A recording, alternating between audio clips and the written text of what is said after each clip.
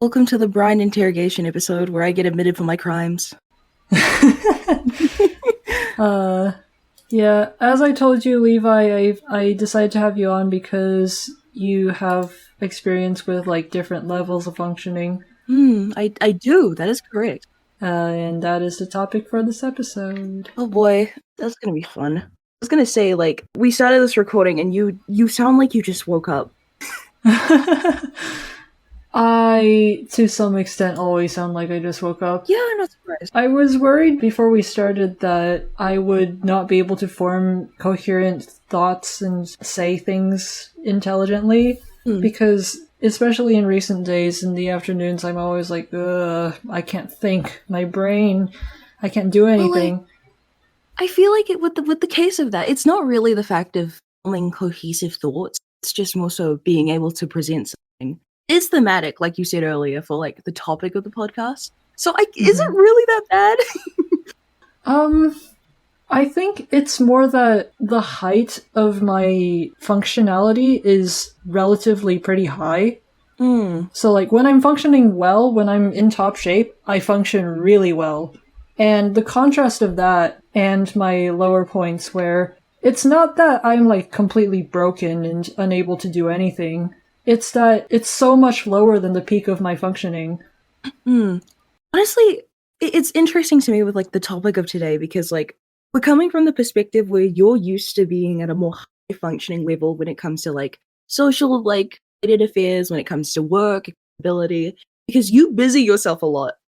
It's kind of like a nothing burger statement because it's common knowledge, right? But I think with the way that you busy yourself, that's partially the reason why, on top of the work that you put in, that you're so high functioning in that regard. Whereas me, on the other hand, I'm gonna be real, it just kind of depends on what I'm doing. Like, I plan my day more so around what I'm doing, but it feels like you plan your day around opposite area, or your work around your day. I don't know how to explain it. Like, you wake up and you're like, I feel like I'm able to do this thing, so that's what I'll do during this day. It's more so like what I can do rather than what I want to do. Like yesterday, for example, how it works in my brain is that I like, oh, okay, I've planned to meet up with a friend like 2 weeks before this day. So I need to dedicate to that. I can't do any like voice acting stuff. I can't do like artist work. And I function at my highest because I've spent 2 weeks kind of hyping myself up. Whereas I feel like where I shape my day around the errands I make in advance, your work is shaped around your day. Because Dad Cell could just come into your room and be like, hey, we're going on a hike. And then everything's out the window. It is pretty chaotic for me in terms of what I'm doing on a particular day, but it's not primarily because Dad Cell will come into my room and say we're going on a hike, because that kind of thing happens to you far more often than it happens to me. I wish I was going on a hike instead of going out to the shop. I mean, yeah.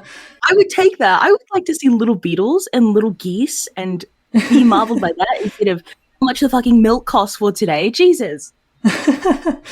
Yeah, but the point is that the main reason why my work is so chaotic is because my level of functioning just fluctuates so much and so frequently. And what I feel like doing, which is often not what I should be doing, it just changes so much. Yeah. I'll have times, like right now I'm in a time where every day I wake up and I'm not sure what I want to do. And I know a list of things that I should be doing, but... You don't feel motivated to do them?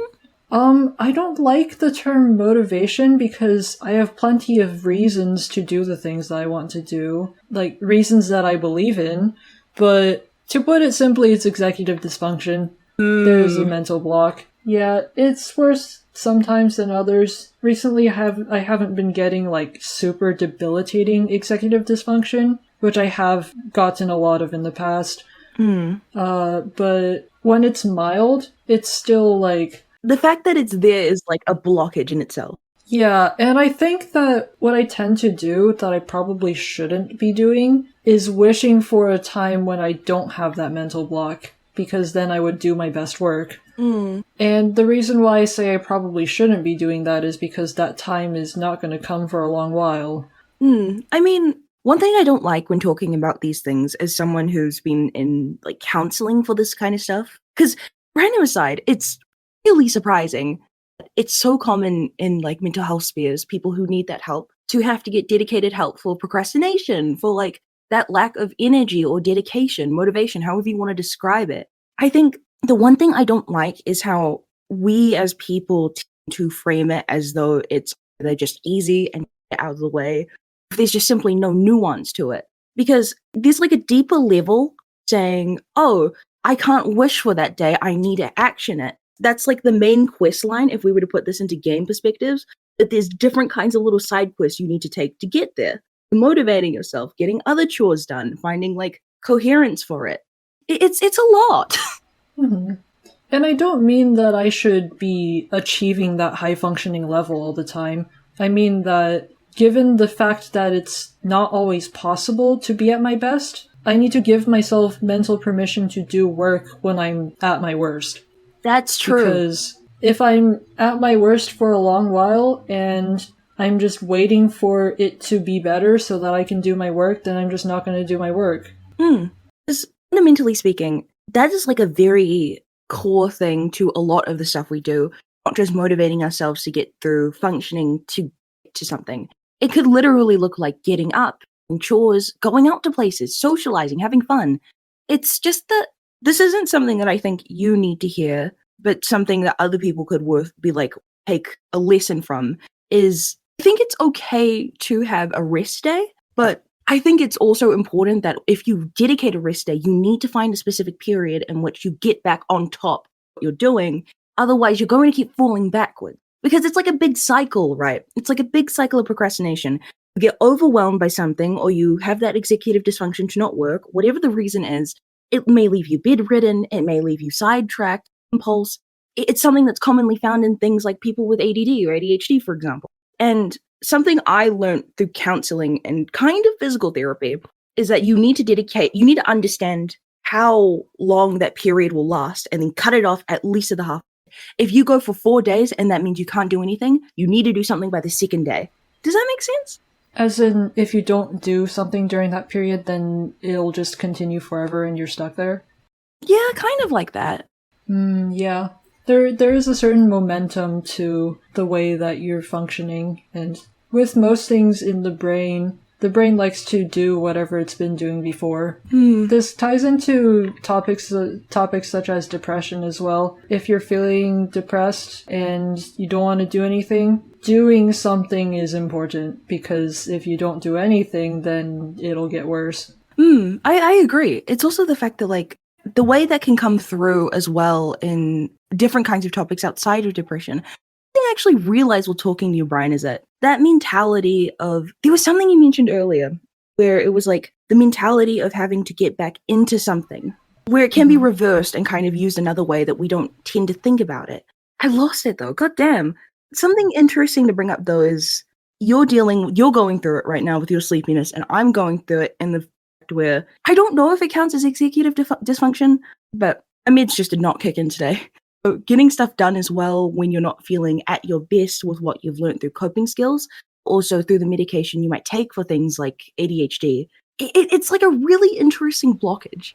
I think there's a sort of cloud of things that are similar to executive dysfunction, and you don't have to separate them so distinctly in order to talk about them and act on them. Oh, hundo. I want to circle back to the topic of rest, because I'm so bad at rest. You get too little rest, I get too much rest. I also get a lot of rest that isn't real rest. What do you mean by that? A lot of the time, I get to a point where I'm like, I can't work anymore, I guess I'm taking a break. And then I take the break, and then during the break, I do something else that saps my energy. Like, I watch something or I play something, and after the break, I have even less energy than when I started out the break. Or, like, I just do something that, like, gives me dopamine of some sort. Dopamine leakage. That's the term that I've been trying to remember for months that you told me. Sorry, keep going. What does that mean? I guess it kind of plays in. Like, to cut you off a bit, my bad. But we were talking, for context, to the audience, and I was doing writing. I was making character designs. At the same time, I was playing a fucking Friday Night Funkin' ripoff on Roblox, and I think you call that a dopamine leakage. Because, like, I mean, it circles back to a similar point where the stuff that you so happen to do to be able to consider it as rest, I think it works for the next person. Like, that works for me. Hearing that from another perspective where it's more energy draining than it is like euphoric and kind of rejuvenating is so weird. Not in a bad way, but it's just so interesting how we as people define rest and how we associate that with the way that we function. Yeah, and I mean, I haven't really quite figured out what kind of rest works for me, because I'm just that bad at resting properly. There's that layer, and there's also another layer of sometimes when I feel like I can't do something anymore and I need a break, I go on the break, and then You don't come back to it?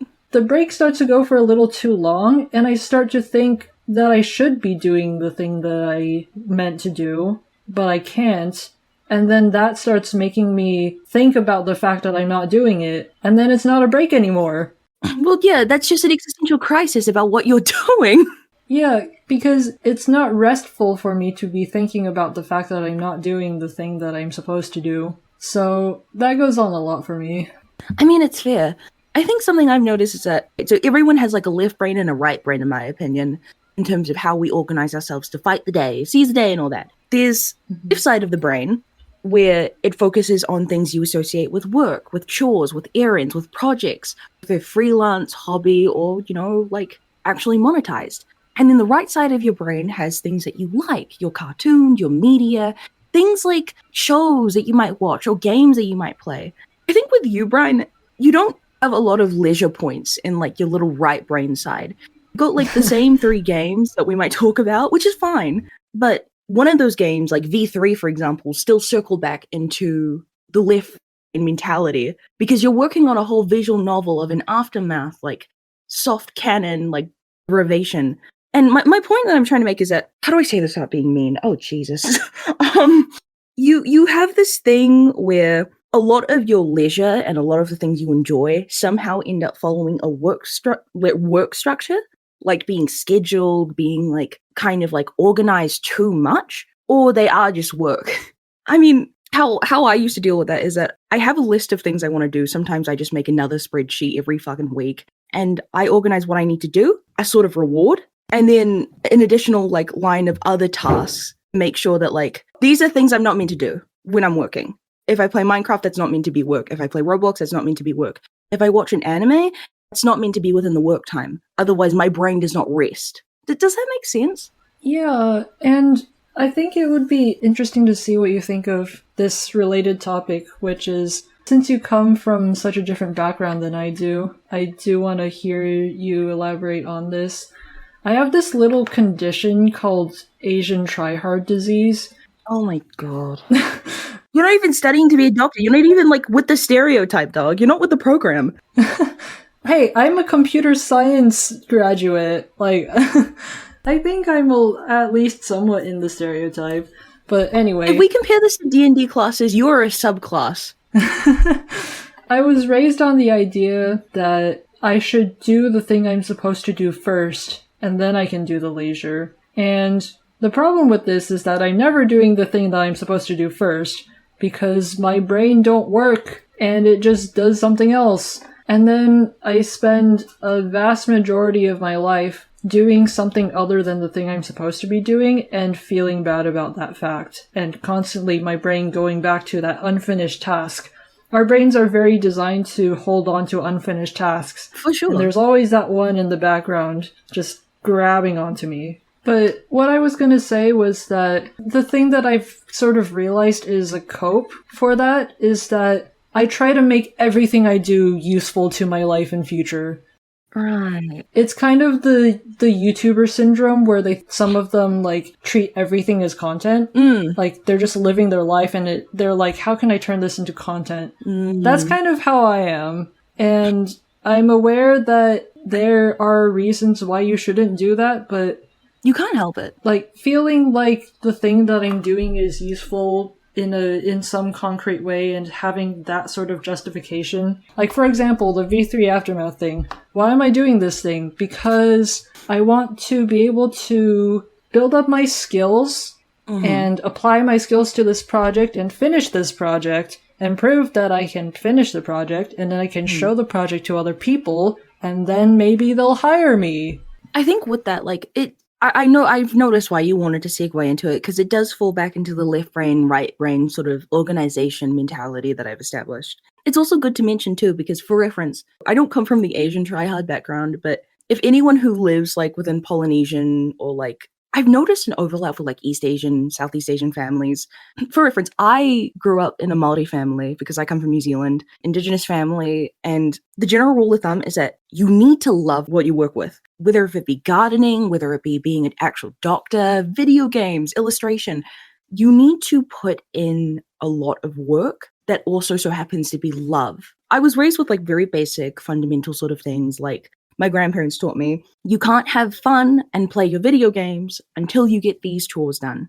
And sure, there were like other nuances, I won't go about that, but that's like the basic core idea. You do something, you get rewarded for it. We're taught as people, and our brains naturally fall to the idea of doing something and getting a reward. Because it's like the most simple system out there. It's the easiest thing we associate when it comes to existing and functioning. But as I got older, especially being someone who's neurodivergent, I, especially before being medicated, struggled a lot with doing those things, with functioning.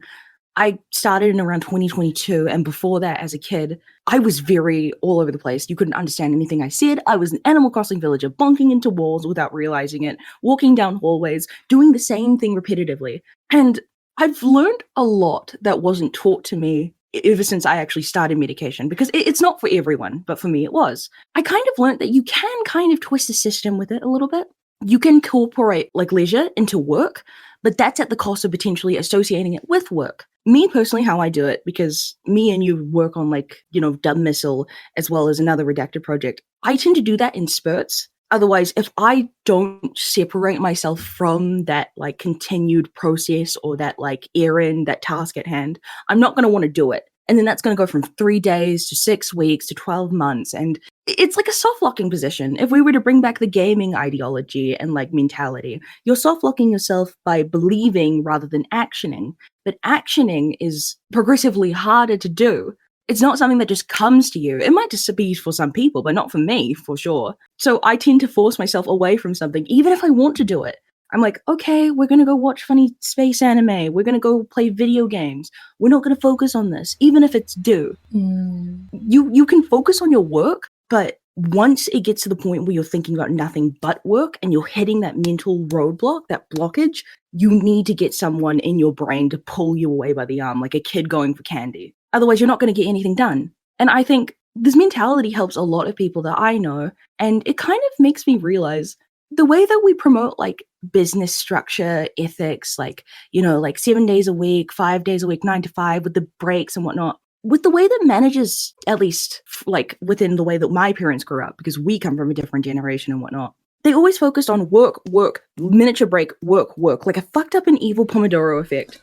Where I feel like that skews the way that we function as people. Like, we can't function on a coherent and concise and specific workflow, even with a schedule. We need lenience to be able to adjust ourselves. But I've realized it's only within like the past couple years, half a decade, that lenience is being allowed into workplace, where you can do stuff that you like while doing on the job to keep you motivated. It's iPad baby meta if it wasn't so dopamine leaking, if it wasn't so like fisting. Oh god. I thought of like 3 things that I wanted to say in response to that, and I've forgotten all of them. It's fine. At the end of the day, though, I also noticed that as people, we tend to associate a lot of the way we work as if it's doing us wrong, we think that it's like, oh, we're not doing right, or this is like a problem. When no, it doesn't have to be a problem. You don't have to look at it as a problem. It's a inconvenience, sure, but it's like you with your workflow. It blocks you, but I wouldn't necessarily call it like something that needs to be killed or a hill to die on and like defending against. It's just something that kind of happens, and normalizing that and accepting that and then being able to move to accommodating yourself rather than working for yourself is a good way to start. I just can't be the one to tell you that because it's different for everyone. Yeah. I once heard, I don't remember which writer, but I remember hearing a writer say that the way that you avoid writer's block is to stop working while you have ideas on what happens next. instead of writing through all of your ideas and stopping when you have no more ideas. And I remember hearing that advice and thinking, I'm not strong enough for that, because I tend to treat my periods of high functionality as a sort of like fleeting treasure that I need to grab with everything I have so that it's not lost forever. And I'm like not sure, but I think I need to not think of it as such a limited resource, because like life goes on and it comes back. Oh, definitely. You're like glorifying it essentially.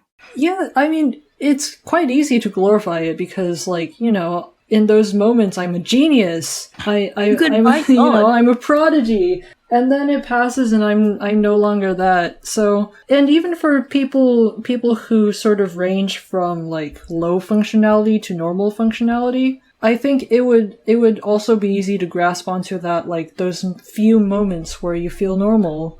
Oh, it's easier as someone who's in that demographic. Like, I'll tell you this now. It's perfectly normal. It's not right, per se, in the sense where it can cause a very big inconvenience, but yeah, I get it. Yeah. So, I guess it's in large part about learning to be okay with low functionality. A lot of it ends up in the position where it's like, you kind of just need to be all right with the idea of seeing yourself in a very vulnerable place. Typically, when we talk about vulnerability, we talk about crying, we talk about easing up. But vulnerability in terms of a workflow is within the context of the idea. It's like Sisyphus must imagine himself sitting on a couch before the world can be greeting him with some sort of open arms. One must imagine themselves being able to relax before they can imagine themselves working. Interesting. It comes from a personal experience as well, where the way that we function is ultimately also shaped by the people who raise us. And I think with you, and to an extent myself, with how you were expected to kind of be on that Asian try-hard pedestal, as you've described it, it's a matter of understanding that your mentality isn't, I don't want to say warped, because that makes it sound evil, but influenced more or less by what you were taught to be and to do. You were taught to essentially do your best and then to get the leisure done with, but you never get the leisure because you're finding yourself constantly chasing these achievements at times. The leisure that you do get so happens to be very small and minimal or still associated with work. And it's not like I want to like tell you off. I realize my tone. I'm sorry. But I mean, okay, maybe I'm telling you off a little bit. You do need a bit more breaks in your time, but it's also acknowledging the fact that without saying that whoever taught you to constantly be like this is wrong, it's a double-sided accountability where that teaching method might have helped you in your childhood, but it might not help you now. And in the same vein, it's up to you to unlearn it. It's up to us to unlearn things that are bad but also good, because it's just a matter of, does it benefit the way that we function, rather than more so, is it objectively good, bad, lawful, or evil? You know? Yeah, and even more than our functioning, it affects what we perceive as functioning. Like, oh, true. I'll drink to that. Yeah. Tea, the way I was raised, I've been surrounded by tryhards my entire life. Like, everyone I knew up until high school and in university as well, everyone I knew were like the cream of the crop. And especially in university, I was usually like the worst one in the room in terms of functionality. But it's the fact that you're still there, though. Yeah, it's like the smallest fish in the big fish pond kind of situation. And coming into this call, like immediately we started talking about like my functionality, and you were like, "Oh, but you don't get like super low functionality, do you?" And I was like, oh yeah, I don't get super low function. I just consider my low points low functionality because of my perception of what functioning looks like. Exactly.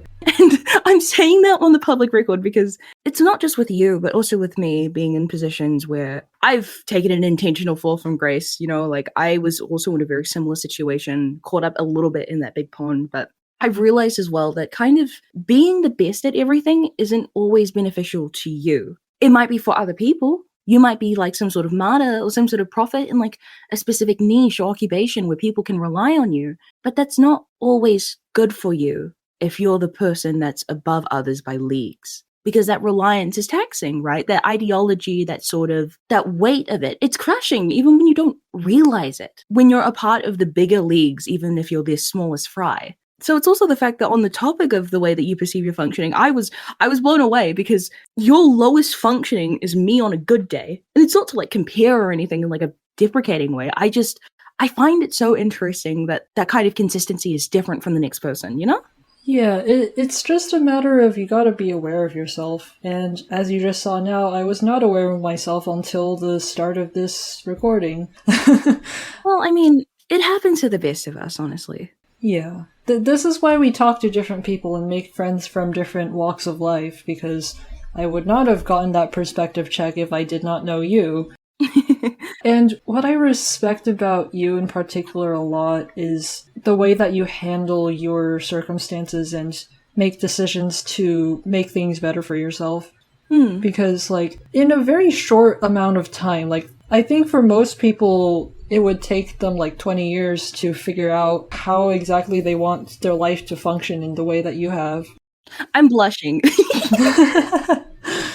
Because, like, you have a lot of challenges. Like, to be frank, your life is very, very hard.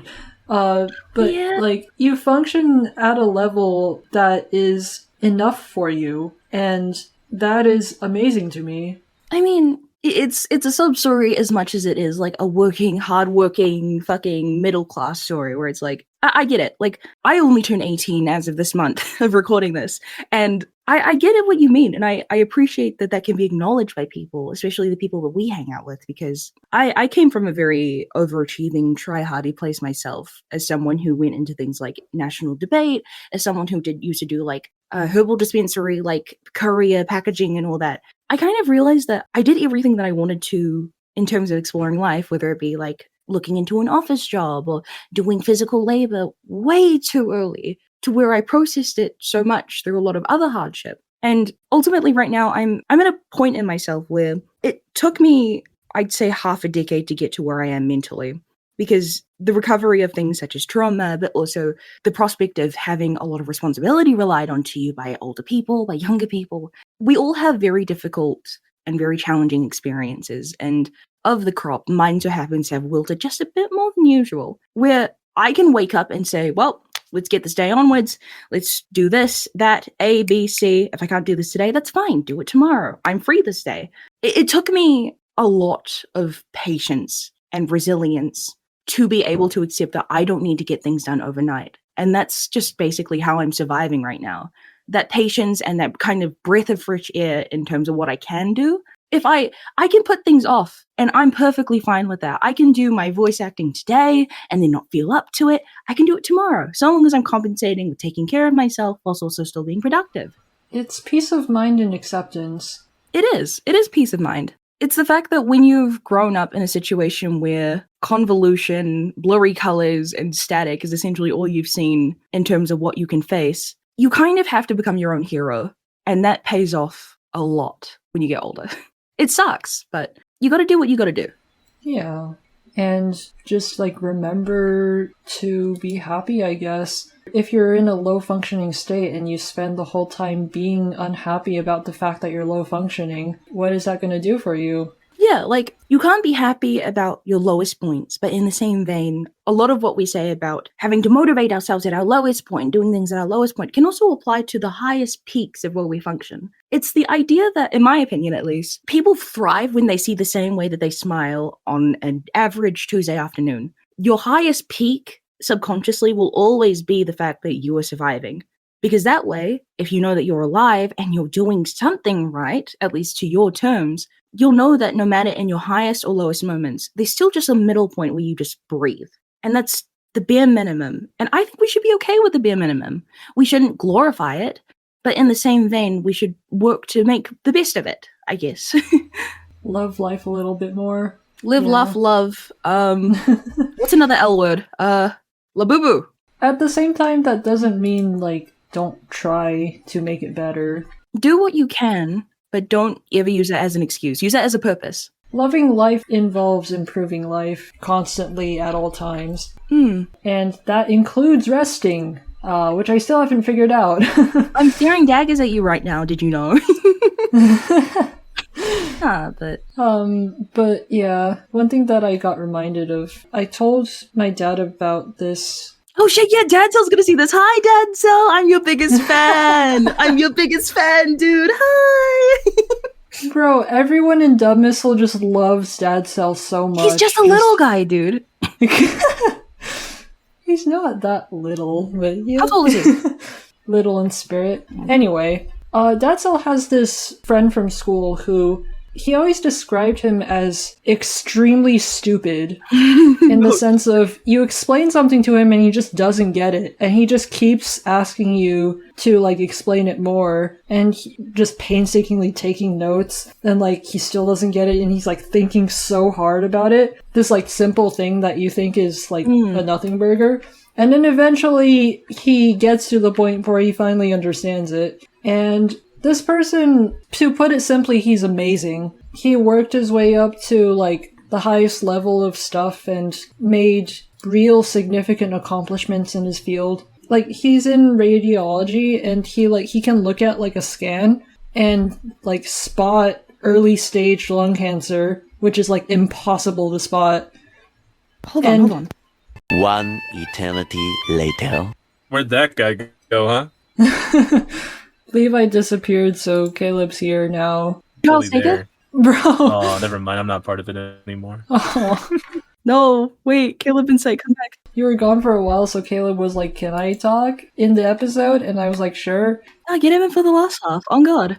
I was talking about the guy who is, like, really accomplished in this field. Even though he's not as, like, he wasn't born as intelligent as everyone else, he, like, worked super hard and got there. So my dad told me about this guy, and he was, like, saying, like, I've never met someone that stupid before, but, like, he worked so hard and got to where he was in such, like, a respectable manner. And I told my dad, I think you just haven't met people who are that dumb because, like, 99.9% of them don't get to the spot that you met him at. It's also the fact that, like, there's one thing I'm seeing here. Mm-hmm. He could just be a visual learner. Oh, well, no, he would, like, take notes and he would draw diagrams and all that. But, like, at least from what my dad described, it seemed like just straight up intelligence level. People have different starting points in terms of their innate intelligence. Yeah. But they can, like, have different knowledge levels and all that. And, like, work on their skills, problem-solving skills and all that. But I told my dad, like, most people who are, like, not naturally gifted but very hardworking, you don't see a lot of people like that with these big accomplishments, and you don't meet them because you're in a sphere that favors people who are, like, naturally who have natural gifts and get there easily. I related that as well to something that Ghost Cat told me, actually. Ghost Cat is sort of in a similar boat as you, Levi. Oh, shit. He doesn't talk about this, but he has a lot of disabilities, and he works very, very hard to overcome his setbacks and get to where he is. And he told me that, like, starting from the 2nd grade in elementary school, he would work on homework for 8 hours a day, like, straight, full lock-in work. Stop. And, like, his grades were okay. And that kind of, like, extreme level of lock-in and just, like, pure discipline and sheer willpower was what it took for him to get to just okay. I mean, yeah. And I was like, wow, it turns out you just don't see 99% of the effort people put into their lives. I mean, it's the fact that not just us as people, but the world is made up of a light and a shadow. You know, you like walk on the street and there's a shadow in the distance. But in this context, the silhouette resembles a very small, minute amount of people. People disabled, they might face trouble due to their, like, race, their gender identity. They don't even have to be necessarily, like, quote-unquote diversity hire. It could just be some woman out on the street who's just trying to make her 9-to-5 work because she wants to do something else. But it's the fact that it's different. It's different for a lot of us. And I'm just thinking about it because I commend Ghost Cat for the way he did it. I had a similar thing in which I managed to achieve things like the top of my class despite having, like, a learning disability that is like ADHD and not having that acknowledged. It's the fact that when you work hard enough, you just so happen to be seen as enough. But we always look at the status and the quota rather than the people behind it, what they're doing and the ways that the kind of holes that they need to lead through to get to here, you know? Mm-hmm. especially with struggles that don't look like effort on the outside. Especially with things like ADHD, a lot of it just from the outside is indistinguishable from laziness. It's because of the way that we perceive it, really. I mean, sure, there are things that we could define as lazy hidden within those kinds of symptoms of disability, but that doesn't make the person lazy. It's a debuff. It's not great to deal with, and it is a struggle, but there's always a difference between acknowledging what it is as a form of identity and just calling it lazy. Mm-hmm. But yeah.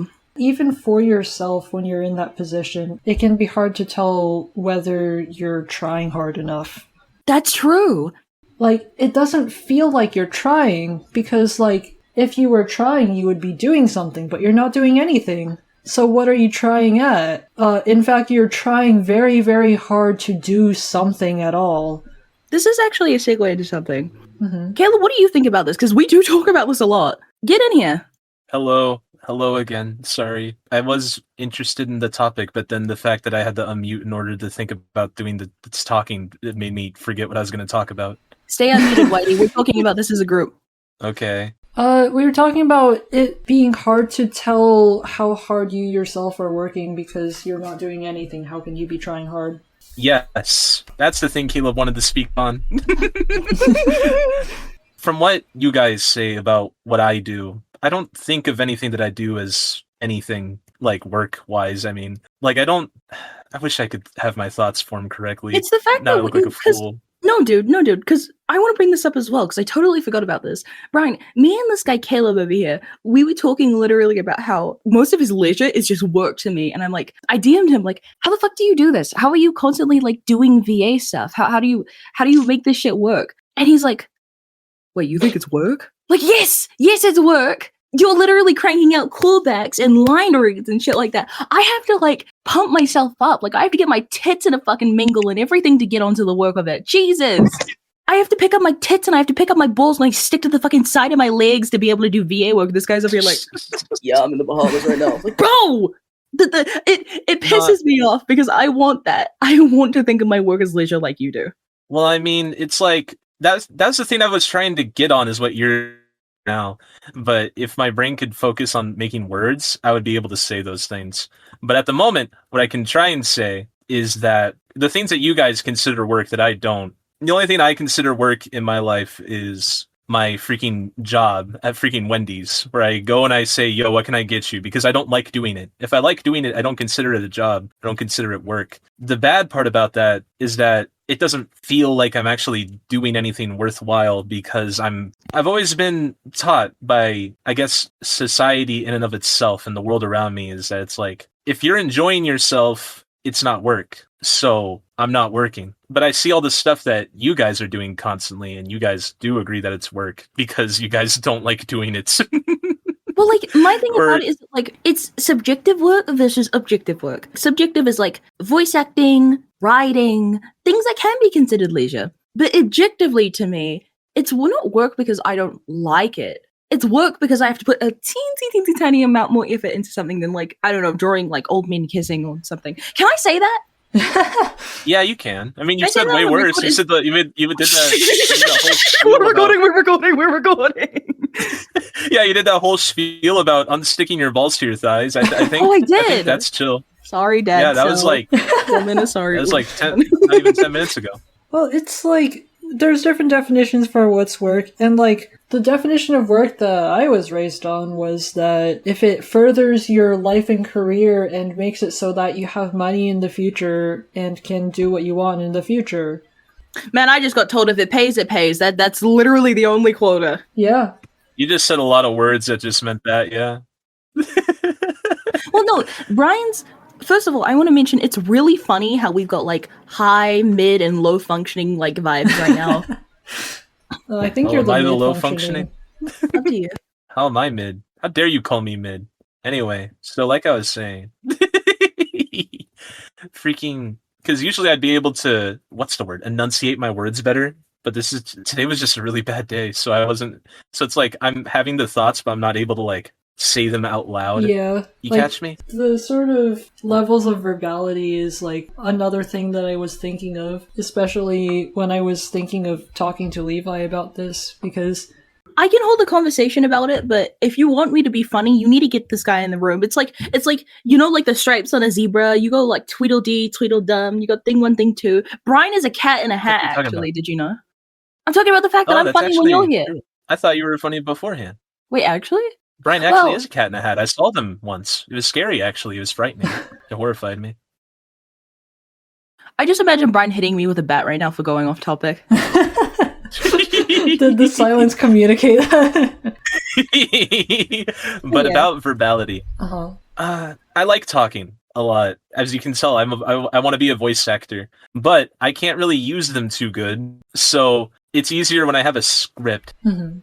But it's like, I also talk a lot helping people, because I guess it's another thing that you guys would consider me working that I don't consider working, is that it's like, I talk with people to make sure they're okay a lot. There's times where I'm talking to like 3 or 4 people simultaneously because I want to make sure all of them are okay. You feel me? Yeah, like And it's I like, don't know how you do I it. don't consider that work. By the end of the day, I do all that, and then I also do my voice acting, and then I also like write a thing, and then, but I'm like, I didn't do jack Can I shit highlight, today. by the way? Yeah, I was gonna say you fucking fool, dude. I was gonna be like, on the topic of like functioning. This guy over here, like for the audience listening, because I assume we're keeping him in too. Hi, Caleb. yeah. This guy motherfucking like does like everything. He could pull Egypt out of his ass. He could like shake hands with Elon Musk. He could like get fucking famous on Twitter. Then he comes to me like, I don't want to shake hands with that guy.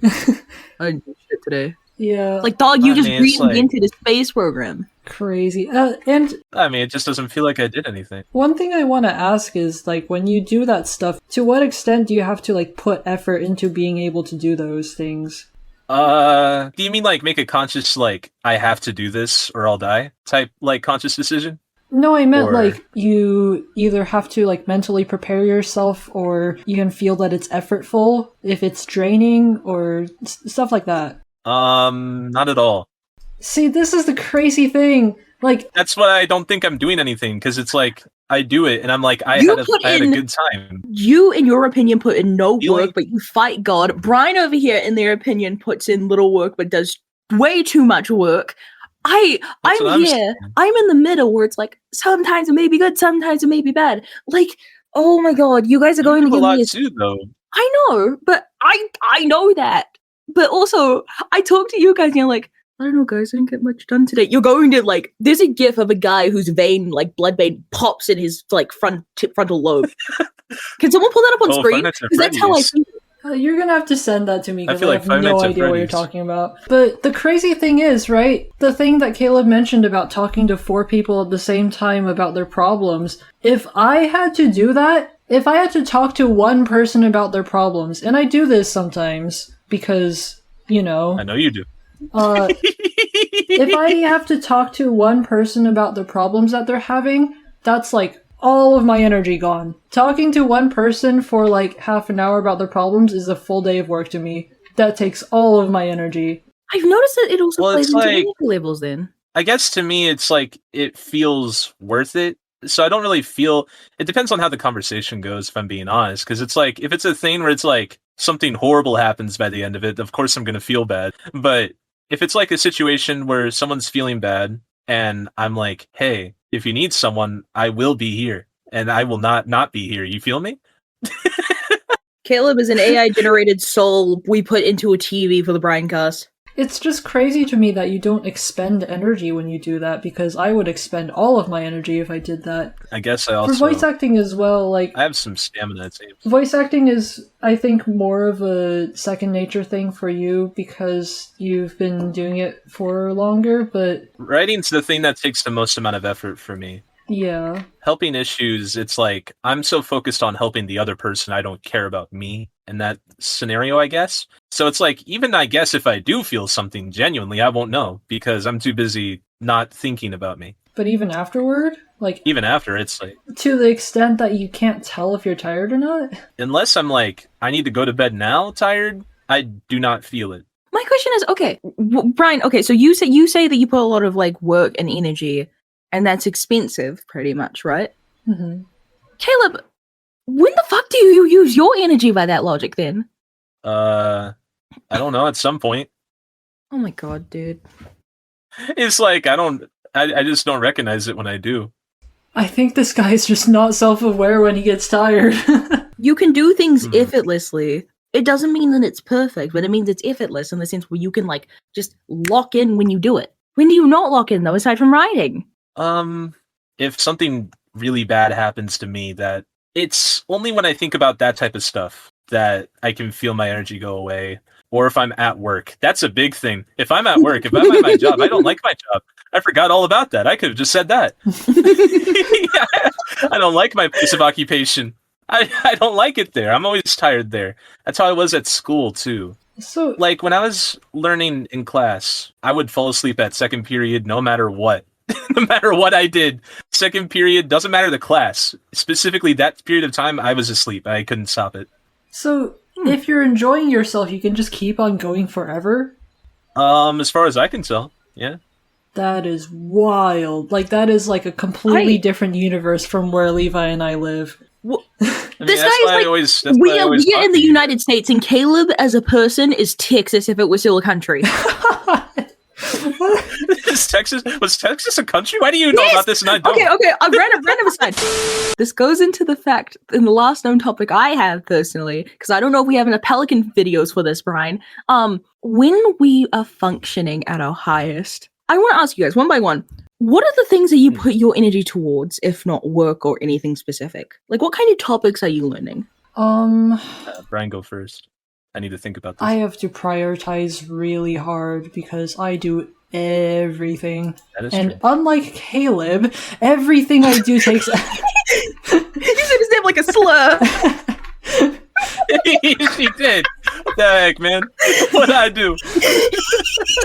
Bro, I wish so hard that I was you because literally everything I do takes energy. I cannot do a single thing without feeling drained afterward. He's like if Sisyphus was rolling a hay bale up the hill instead of a boulder. Yeah, like, you guys get this impression that I work so hard because I get so tired from doing the things that I do. Well, it's also because, like, you come to us and you're like, here's the 72 different things I did. But, like... You spend your time well, but you don't relax enough. Well, the thing is that for me, and we kind of talked about this before, but it's hard for me to tell whether I'm working or resting or something else because I have to spend so much energy to get myself to work at all. And that is work from an energy expenditure perspective, but it's not work from a results perspective. Okay, but like when you're not doing like voice work or like writing or anything, I guess like what are you learning about? What are you doing?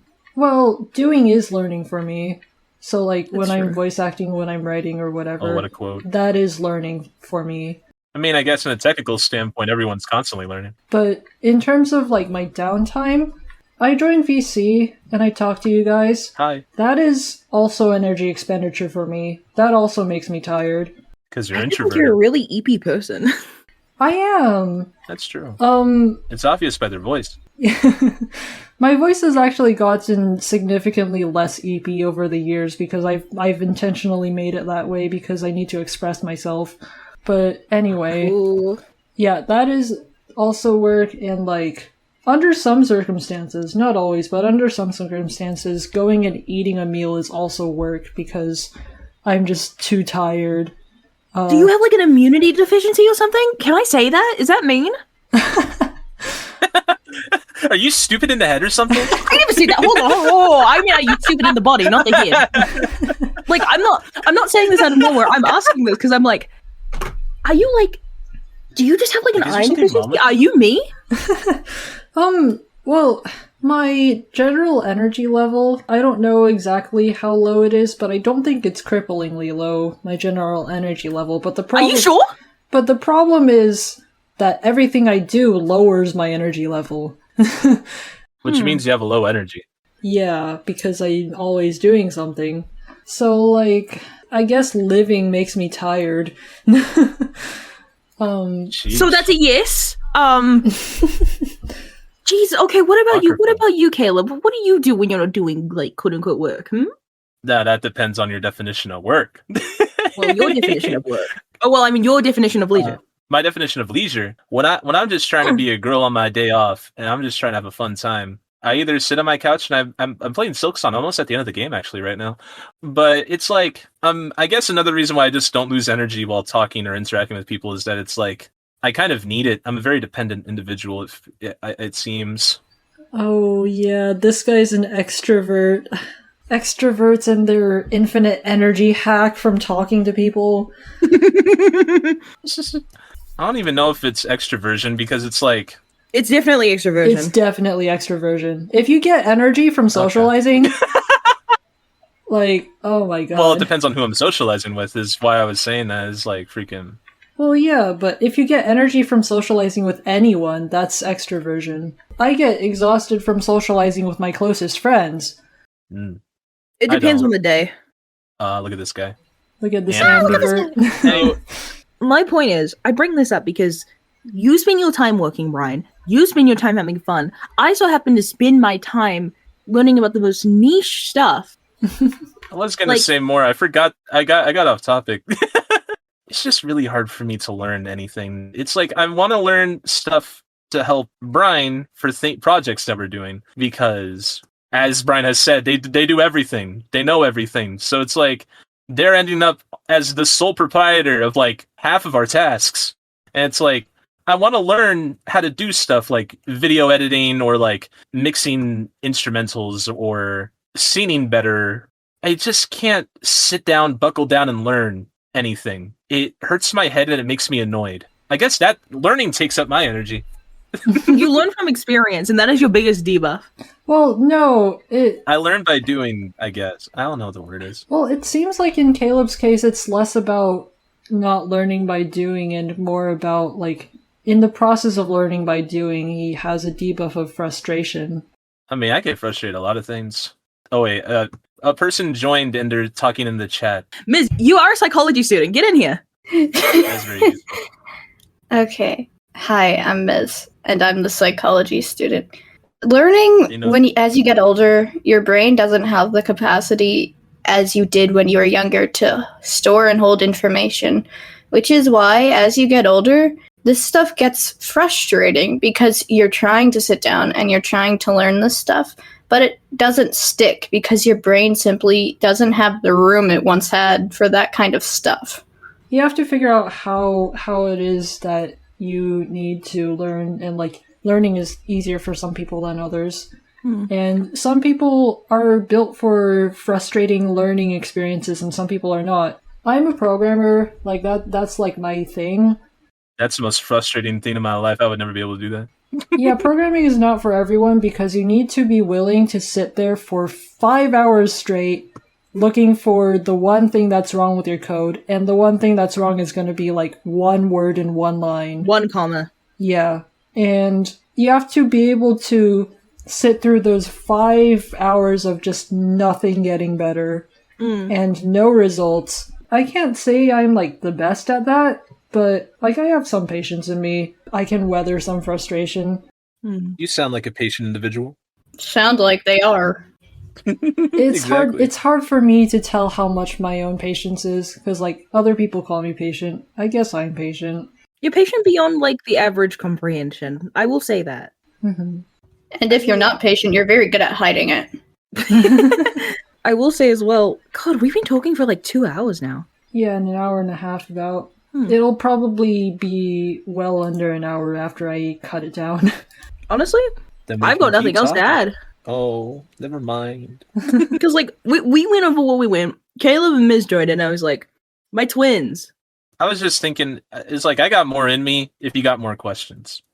Because I wasn't talking as much as you guys. Two-parter. Get Caleb on the next episode, honestly. Maybe we will bring this topic back. Who knows? We shall see. I'll have to take notes. For now, I think we can just cap it here. Thank you for joining us in the Brian interrogation scene. And with our local psychologist. This really is like a crime scene, dog. Put that in the freaking, what's the word? How do you feel? That's all. That's it. That's the end of it. Bye, Dad Cell. I'm still your favorite fan. Oh. Bye-bye, Brian. Goodbye, Dad Cell. Goodbye, gang. Goodbye, chat.